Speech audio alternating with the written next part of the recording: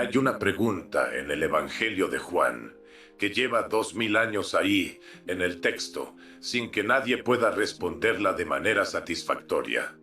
Los discípulos le preguntan a Jesús sobre un hombre que nació ciego desde su nacimiento. La pregunta exacta en Juan 9, versículo 2, es esta: Rabí, ¿quién pecó, este hombre o sus padres, para que haya nacido ciego? Detente un momento en esa pregunta.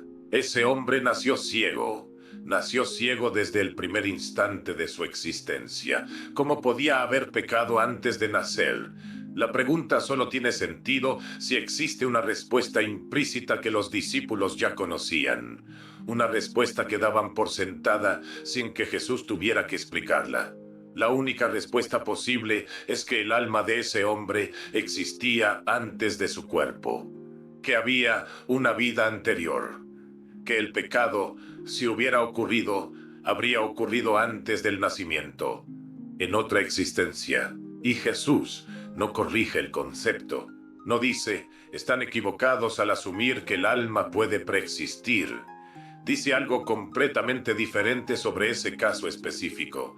Pero la premisa, que un alma puede existir antes del cuerpo que habita, quedó en el texto, sin objeción, sin corrección. En el año 553 después de Cristo, esa premisa fue borrada de la teología cristiana para siempre. No fue un debate filosófico, no fue una discusión teológica que se resolvió con argumentos. Fue una decisión política tomada por un emperador que tenía al Papa encerrado bajo arresto domiciliario en un concilio donde el máximo representante de la Iglesia no pudo estar presente porque no era libre de moverse. Lo que voy a contarles esta noche es la historia de cómo la reencarnación, o algo muy cercano a ella, estuvo dentro del pensamiento cristiano durante más de 300 años.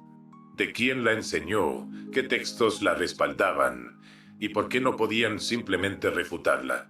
Tuvieron que borrarla, y cuando entiendas por qué no podían refutarla, vas a entender por qué el 553 no fue un debate teológico, fue una decisión económica. Pero antes de llegar ahí, necesito contarles sobre el mayor intelectual cristiano del siglo III. Un hombre que no era un hereje marginal. Era el maestro de maestros de la iglesia primitiva.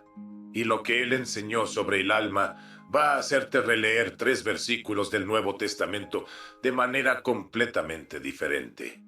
La Galilea del siglo I no era un lugar filosóficamente ingenuo. Los judíos del primer siglo no formaban un bloque monolítico de creencias. Había fariseos que creían en la resurrección de los muertos. Había saduceos que no creían en ella. Había grupos esenios con cosmologías complejas sobre el alma y el mundo espiritual. Y había corrientes que, influenciadas por el pensamiento platónico que había penetrado el judaísmo helenístico de Alejandría, sostenían algo que sonaba muy diferente a lo que la iglesia institucional enseñaría 4 siglos después. Algunos grupos del judaísmo del primer siglo creían en la preexistencia del alma, no como doctrina central, no como dogma, pero como posibilidad filosófica que flotaba en el ambiente intelectual de la época. La idea de que el alma existe antes de habitar un cuerpo, que es más antigua que la carne que la alberga. Cuando los discípulos le preguntan a Jesús quién pecó, este hombre o sus padres, para haber nacido ciego, están haciendo una pregunta dentro de ese marco conceptual. Y el hecho de que la hagan sin que Jesús se detenga a corregir el marco, que corrija la premisa antes de responder el caso concreto, es significativo. Porque Jesús corrige conceptos equivocados cuando los encuentra. Lo hace repetidamente en los evangelios. En Juan 9, lo que corrige es la causalidad específica de ese caso, no el concepto implícito. Hay otro versículo que es aún más directo que Juan 9, versículo 2. Lo voy a leer textualmente en unos minutos. Pero antes de llegar ahí, necesitas conocer al hombre que tomó esa pregunta de Juan 9 y la desarrolló hasta sus consecuencias más completas. un hombre que la Iglesia veneró durante casi 100 años antes de decidir que había que borrarlo. Orígenes de Alejandría, 185 a 253 después de Cristo. No era un pensador de los márgenes. No era un hereje que operaba en las sombras. Era el director de la Escuela Catequética de Alejandría, el centro intelectual más importante del mundo cristiano del siglo III. Enseñó a obispos, enseñó a teólogos que después se convirtieron en autoridades de la Iglesia. Gregorio Taumaturgo, uno de los padres capadocios más respetados, dijo que estudiar con Orígenes había cambiado su vida por completo. Orígenes conocía el griego, el hebreo y el arameo. Compiló la Exapla, una comparación de 6 versiones del Antiguo Testamento que es un monumento de erudición bíblica. Escribió cientos de tratados, homilías y comentarios. Era, sin discusión, el mayor intelectual cristiano de su época, y alrededor del año 230 escribió un libro que se llamó Peri Archon, en latín De Principiis, sobre los primeros principios. El argumento central de ese libro es difícil de resumir sin hacerle injusticia, pero en esencia, Orígenes proponía lo siguiente: antes de la creación del mundo material, existían almas. No almas en el sentido popular. Orígenes las llamaba nous, inteligencias puras. Existían en un estado contemplativo junto a Dios, en una comunión espiritual directa.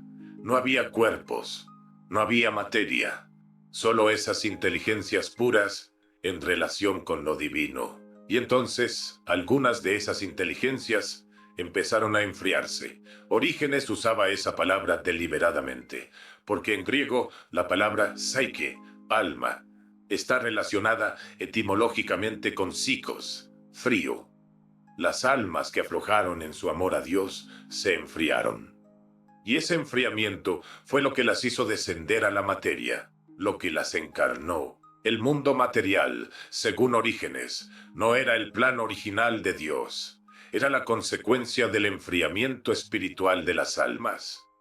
La existencia corporal era, en cierto sentido, el resultado de una historia previa. Una historia que el alma traía consigo antes de nacer en un cuerpo, y hay más. Orígenes enseñaba la apocatastasis, la restauración universal. Al final de los tiempos, según Orígenes, todas las almas, absolutamente todas, serían restauradas a su estado original de comunión con Dios. No había condenación eterna permanente. Había un proceso de purificación que podía ser largo, que podía ser doloroso, pero que tenía un fin. Y ese fin era la reconciliación universal, el diablo incluido. Esto no era budismo, no era hinduismo, era filosofía platónica, bautizada con pensamiento cristiano, desarrollada por el hombre que la Iglesia del siglo III consideraba su mayor erudito bíblico. Y aquí viene algo que cambió completamente cómo entiendo los textos patrísticos, porque la única fuente importante que tenemos del Peri Archon tiene un problema que el propio autor confesó en el prefacio, un problema que nadie te menciona cuando te hablan de Orígenes. Fue en la biblioteca palafoxiana, en una tarde de verano de alrededor del año 2013, cuando me encontré por primera vez con ese problema. Estaba trabajando en un artículo para la BUAP sobre teología patrística. Busqué el Peri Archon en la edición bilingüe crítica de Crusel y Simonetti, publicada en la serie Sources Chrétiens. Es la edición académica de referencia, la que usan los especialistas. El café ya estaba tibio. La luz de las ventanas coloniales entraba en ángulo, iluminando las páginas con esa tonalidad cálida que tiene la palafoxiana en las tardes de julio. Olía a papel viejo y a la humedad característica de las paredes de cantera rosa de Puebla. Ese olor que solo tienen los edificios coloniales cuando acumulan siglos. Abrí el libro por el prefacio de Rufino de Aquileia, el traductor latino del Periarchon, escrito alrededor del año 400 después de Cristo. Y en ese prefacio, Rufino hace algo que nadie hace en un prefacio académico serio. Confiesa que modificó el texto. Dice con exactitud que en los lugares donde el texto de Orígenes parecía que había sido interpolado por los herejes, él hizo correcciones, que suavizó lo que le parecía excesivo, que intervino en el texto para hacerlo más presentable. Cerré el libro y me quedé pensando en algo que debería haber sido obvio desde el principio, pero que de alguna manera no lo era hasta ese momento. El Periarchon, en versión original griega, está casi completamente destruido. Lo que sobrevive son fragmentos conservados por autores que citaban a Orígenes para refutarlo. Lo que conocemos es principalmente la traducción de Rufino, una traducción cuyo propio autor confesó haberla modificado. Eso significa que la fuente principal sobre las doctrinas más polémicas de Orígenes es una fuente autodeclaradamente alterada. ¿Cuánto del Orígenes que conocemos es Orígenes? ¿Cuánto es Rufino? ¿Cuánto fue suavizado? ¿Cuánto fue directamente eliminado? No lo sabemos, y esa incertidumbre no es accidental. Pero antes de llegar a la destrucción de los textos, hay algo que necesitas ver. 3 versículos del Nuevo Testamento que la Iglesia no puede explicar de manera satisfactoria sin la preexistencia del alma. Versículos que nunca fueron eliminados de la Biblia, probablemente porque eliminarlos habría levantado más sospechas que dejarlos, pero que fueron reinterpretados, tergiversados, alejados de su significado más directo. El tercero es el más directo. Jesús mismo lo dice, y no deja espacio para la ambigüedad. 3 versículos. Voy a leerlos textualmente. El primero, Mateo 11, versículo 14. Jesús habla de Juan el Bautista. Dice exactamente esto. Y si queréis recibirlo, él es el Elías que había de venir. Detente un momento. Elías fue un profeta judío del siglo IX antes de Cristo. Juan el Bautista vivió en el siglo I después de Cristo. Son personas distintas. Nacieron con 900 años de diferencia. Si Juan el Bautista es Elías, solo hay 2 formas de interpretar ese es, o es una metáfora. Juan actúa en el espíritu de Elías, o es una afirmación literal. El alma que fue Elías regresó en el cuerpo de Juan. La Iglesia adopta la interpretación metafórica, pero el texto no dice actúa como Elías, ni es el sucesor espiritual de Elías. Dice que él es el Elías que había de venir. El segundo versículo es aún más específico. Mateo 17, versículos 10 al 13. Los discípulos preguntan, ¿por qué dicen los escribas que primero debe venir Elías?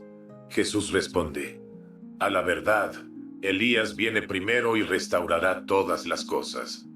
Pero os digo que Elías ya vino y no lo conocieron. El texto añade, entonces los discípulos comprendieron que les hablaba de Juan el Bautista. Elías ya vino, en pasado. El texto es claro, y los discípulos lo entienden como una referencia a Juan el Bautista, no como metáfora, como identificación directa. Y el tercer versículo es el que hace que la interpretación metafórica se vuelva cada vez más difícil de sostener. Lucas 9, versículos 18 y 19. Jesús pregunta a sus discípulos qué dice la gente sobre quién es él. Las respuestas son Juan el Bautista, Elías, uno de los profetas antiguos que ha resucitado. Fíjate en esa última opción. La gente común en el siglo I consideraba perfectamente posible que alguien fuera un profeta antiguo que había regresado. No era una idea exótica, era una categoría conceptual que existía, que la gente usaba para hacer sentido del mundo, para explicar lo que veían. Y Jesús no corrige ese marco, no dice, están equivocados en pensar que las almas pueden regresar. Pregunta, ¿quién creen que es él dentro de ese marco? Estos 3 versículos nunca fueron eliminados de la Biblia canónica. Están ahí. Han estado ahí 16 siglos desde que el canon se cerró y siguen sin tener una respuesta teológica completamente satisfactoria que no implique algo sobre la continuidad del alma más allá de una sola vida.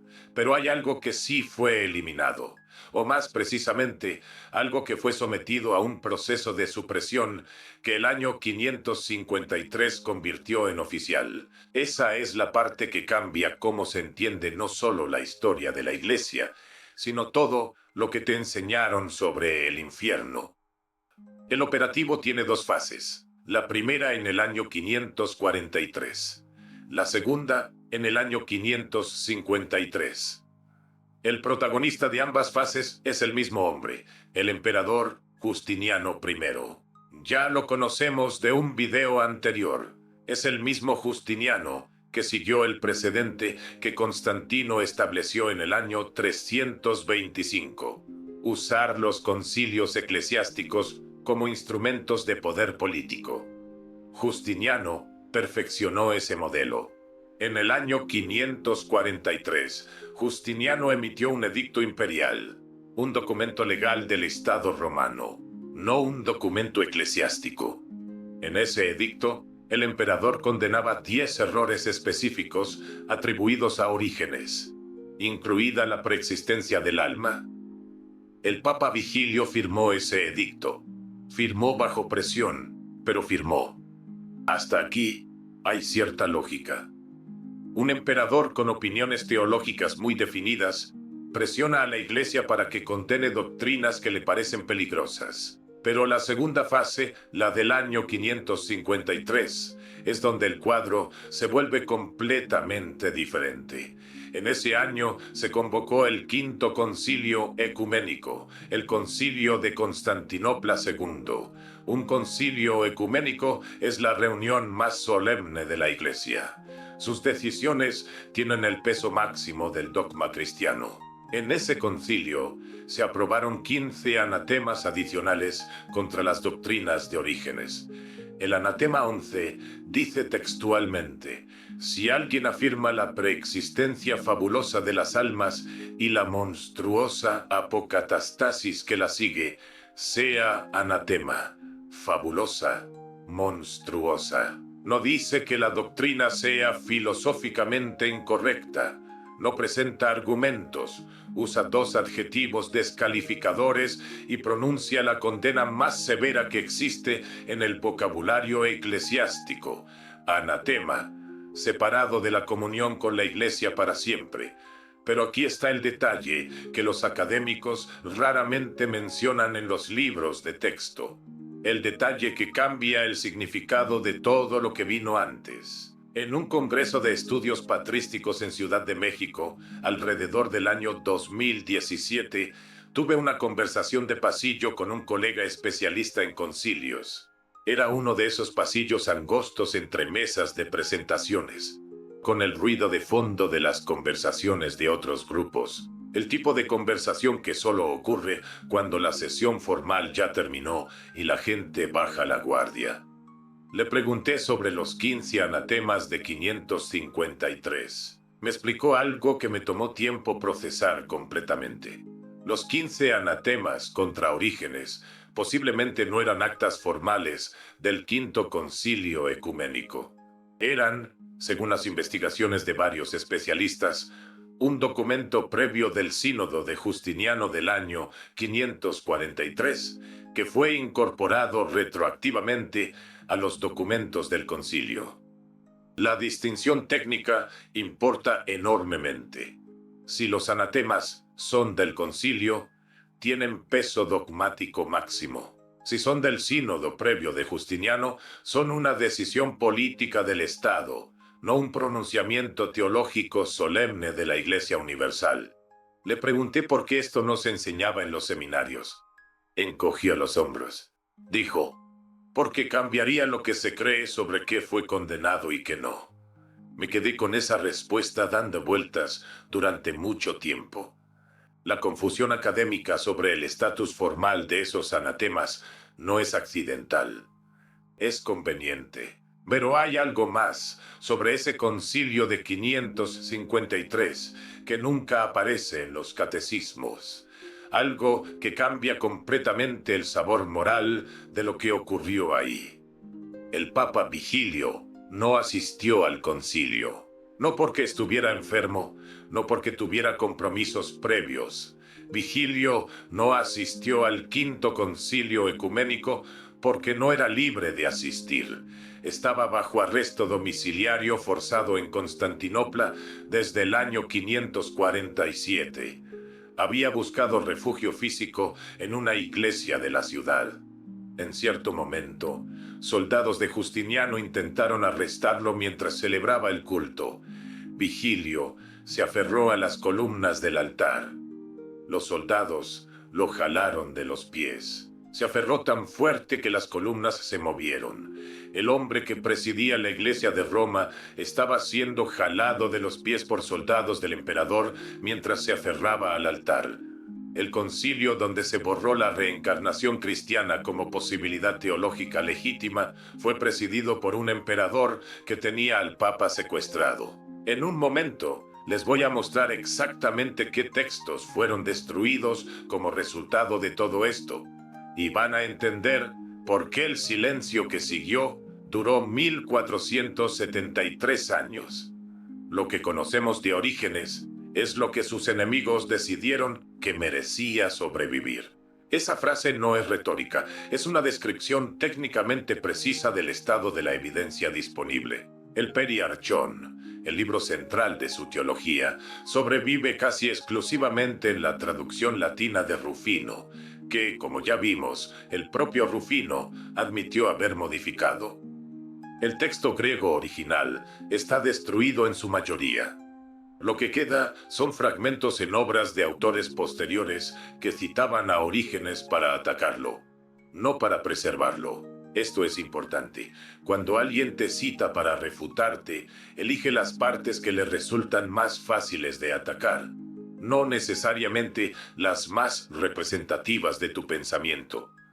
Lo que conocemos del Orígenes más radical sobre el alma puede ser precisamente lo que sus enemigos seleccionaron para hacer su caso más fácil.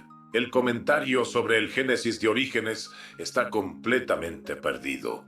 Era la obra donde desarrollaba más directamente la doctrina de la preexistencia. Padres de la Iglesia posteriores lo mencionan. Lo citan de segunda mano. Nadie lo tiene. Jerónimo, que vivió del año 342 al 420, fue primero un admirador apasionado de Orígenes. Traducía sus textos, los recomendaba, los estudiaba, y entonces, en algún punto de su vida, cambió completamente. Se volvió el enemigo más activo del origenismo de su época. Sus cartas documentan que los textos de Orígenes circulaban en comunidades monásticas del siglo IV y V, y que había una campaña activa para eliminarlos. La ironía es que algunas de las mejores descripciones de lo que se perdió están en los escritos de quienes lo destruyeron. Saben exactamente qué había porque estaban destruyéndolo deliberadamente.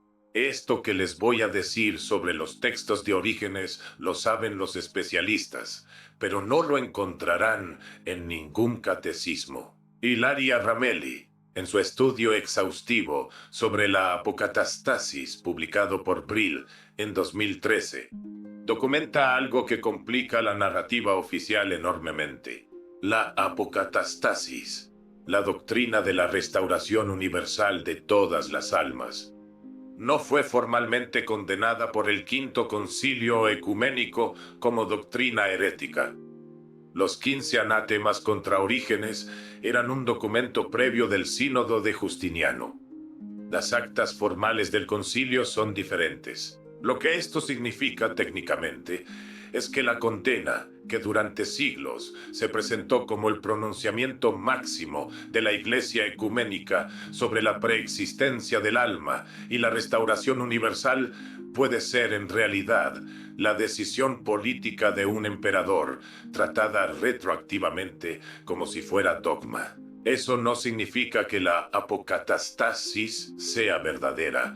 Significa que la historia de por qué fue condenada es más complicada, más política y menos teológicamente sólida de lo que cualquier seminario enseña. En un momento les voy a explicar por qué los 15 anatemas de 553 tenían que existir. ¿Cuál era la razón que estaba detrás de todo el operativo? La razón que la Iglesia no puede admitir sin que todo el sistema se venga abajo. Hay algo que me costó años entender. No el hecho en sí, sino la lógica interna de por qué era imposible tolerarlo. La pregunta no es por qué la Iglesia rechazó la reencarnación o la preexistencia del alma. La Iglesia rechaza muchas cosas. La pregunta es por qué no podía simplemente refutarla con argumentos teológicos.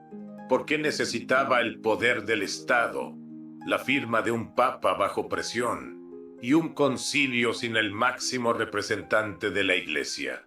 La respuesta está en la apocatastasis. Si la apocatastasis es verdadera, si todas las almas, sin excepción, serán restauradas a su estado original de comunión con Dios al final de los tiempos, entonces el infierno eterno es imposible. No improbable, no difícil de alcanzar, imposible. Y si el infierno eterno es imposible, toda la economía espiritual construida sobre él se derrumba. Porque el infierno eterno es la palanca de control más poderosa que existe en la historia de las instituciones religiosas. El miedo a la condenación permanente es lo que hace que la gente pague indulgencias. Es lo que hace que la gente obedezca a la autoridad eclesiástica. Es lo que justifica la existencia del sacerdote como intermediario necesario entre el alma y la salvación. Si todas las almas llegan al mismo destino, independientemente de lo que hagan en esta vida, entonces el sacerdote no puede ofrecer nada que el hereje no vaya a recibir de todas formas. Las indulgencias no sirven para nada.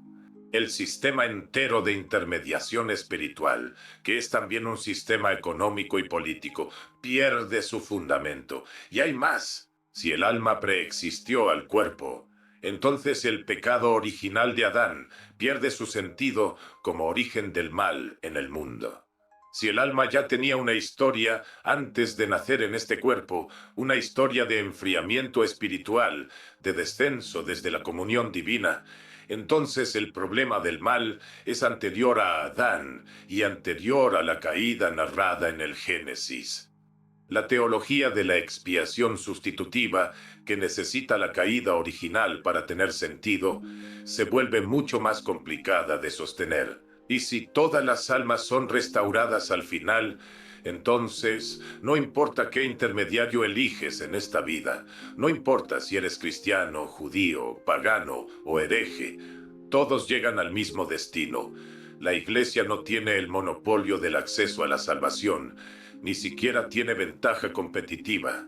Spinoza lo articuló con una precisión que yo nunca habría encontrado por mí mismo en el Tractatus Teológico Político. Las instituciones no condenan lo que pueden refutar con argumentos. Condenan lo que no pueden permitir que los fieles piensen. La apocatastasis de Orígenes no fue condenada porque nadie pudiera demostrar que estaba filosóficamente equivocada. Fue condenada porque si era verdadera, el modelo completo de control espiritual y económico de la Iglesia institucional era obsoleto. Lo que voy a decir ahora es lo que la Iglesia no puede admitir sin que todo el sistema se venga abajo. El 553 no fue un debate teológico, fue una decisión económica. Desde el año 553 hasta hoy, han pasado 1473 años. Durante ese tiempo, la reencarnación como posibilidad teológica cristiana legítima fue eliminada del debate. No refutada, eliminada. La diferencia importa. Cuando refutas algo, lo presentas, lo analizas, muestras por qué está equivocado. Cuando eliminas algo, lo sacas del espacio de lo pensable. No hay refutación porque no hay debate. No hay debate porque la pregunta no puede hacerse.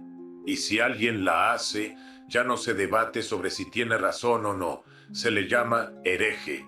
Las comunidades que preservaron ideas cercanas a las que Orígenes enseñaba no fueron simplemente refutadas, fueron exterminadas. Los gnósticos de los siglos II y III, que desarrollaron cosmologías complejas sobre el alma y su origen divino, fueron perseguidos hasta desaparecer como movimiento organizado. Los cátaros, que sostenían doctrinas sobre el alma y la reencarnación en el sur de Francia en el siglo XIII, fueron quemados. El año 1209, la cruzada albigense. Decenas de miles de muertos. El mismo año que mencioné en el video sobre el Evangelio de Felipe. Karen Armstrong, en su Historia de Dios, documenta algo que me ayudó a entender la magnitud de lo que se perdió. El pensamiento de Orígenes representó la vertiente más filosófica y menos coercitiva del cristianismo primitivo. Una vertiente que intentaba integrar la razón griega con la fe cristiana. Una vertiente que no necesitaba el infierno eterno como palanca de control porque su teología final era la reconciliación universal. Es precisamente esa vertiente la que fue suprimida. No la más violenta, no la más irracional, la más filosófica, la que hacía preguntas. Recuerdo una clase de filosofía antigua en la UAP, probablemente alrededor del año 2011. Estaba enseñando el Fedón de Platón, el diálogo sobre la inmortalidad del alma. Mediados de semestre, tarde de jueves, la luz entrando sesgada por las ventanas del aula del edificio de humanidades. Un alumno en las últimas filas levantó la mano. No era el tipo de alumno que suele hacer preguntas difíciles. Parecía distraído la mayor parte del tiempo, siempre con el cuaderno cerrado. Pero esa tarde hizo una pregunta que me quedó resonando mucho después de que terminara la clase. Preguntó si los primeros cristianos conocían a Platón. Dije que sí.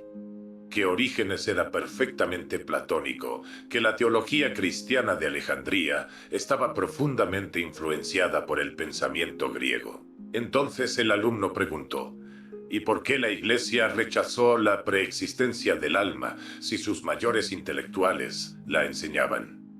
No tuve respuesta satisfactoria ese día. Caminé hacia mi oficina con la pregunta dando vueltas. La dejé en un cajón mental durante años.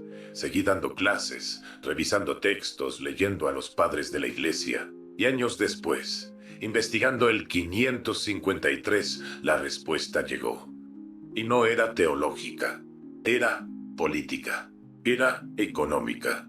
Era la misma razón por la que las instituciones siempre suprimen las ideas que no pueden refutar.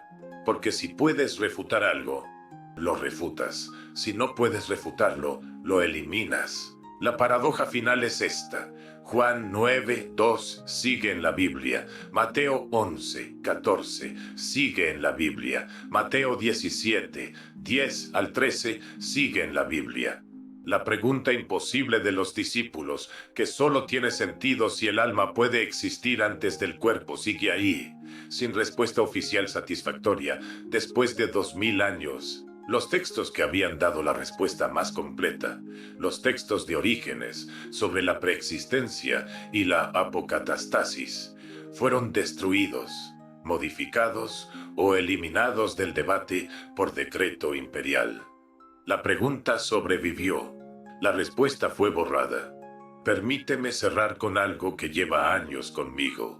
¿Qué cambia si el alma existió antes de este cuerpo? No cambia el amor. No cambia la búsqueda de sentido. No cambia la ética. No cambia lo que debes a las personas que te rodean. Lo que cambia es esto. Si el alma tiene una historia propia que precede a esta vida, entonces no necesita que ninguna institución le explique quién es ni de dónde viene. No hay intermediario necesario para interpretar una historia que el alma lleva dentro. Y esa posibilidad, es exactamente lo que el 553 intentó borrar. Spinoza escribió en el Tractatus Teológico Político algo que he releído muchas veces a lo largo de los años.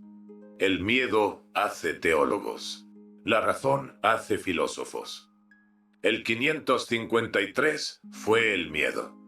El periarchon de Orígenes fue la razón. Y la razón, a diferencia de los textos que intentaron destruir, tiene una forma curiosa de sobrevivir, no en papiros ni en pergaminos, en las preguntas que seguimos haciéndonos, como la que un alumno de primer año hizo en mi clase de la BUAP hace 15 años, y que yo no pude responder ese día. Si esta noche te quedaste con una pregunta que antes no tenías, eso es suficiente. Eso es exactamente lo que debería hacer este trabajo. La evidencia habla por sí sola. Nos vemos pronto.